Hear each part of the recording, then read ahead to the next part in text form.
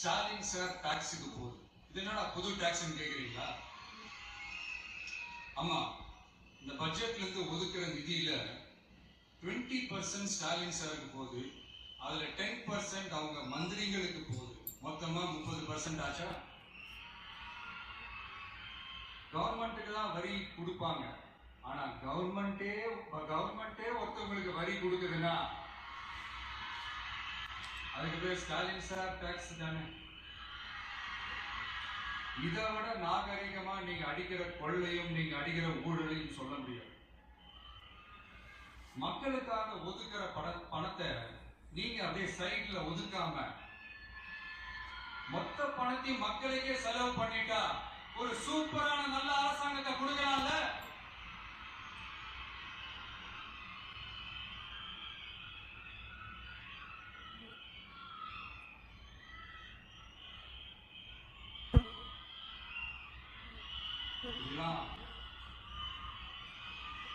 சைட்ல ஒதுக்காம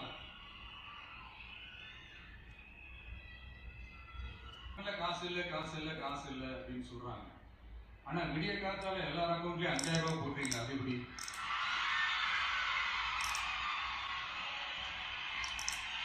ரெண்டாயிரம் போடுறீங்க, 3000 போடுறீங்க, 4000 போடுறீங்க, இதெல்லாம் எப்படி?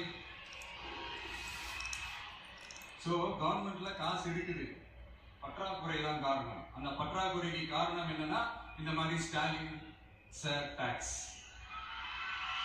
இந்த முதல்ல இதெல்லாம் ஒழிச்சாலே போதும், எல்லாமே தன்னால நல்லாவே நடக்கும்.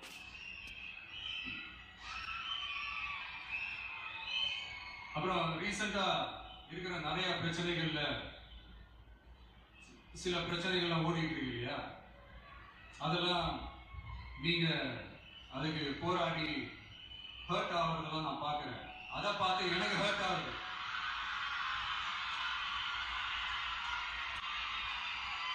அதெல்லாம் நான் பார்த்துக்கிறேன். நாமளும் நீங்களும் சேர்ந்து மக்களோட பிரச்சனைகளை மட்டும் பார்ப்போம், சரிங்களா? அவ்வளவுதான் ஹர்ட் ஆகாதீங்க. அதெல்லாம் வருத்தலாம் கிடையாது.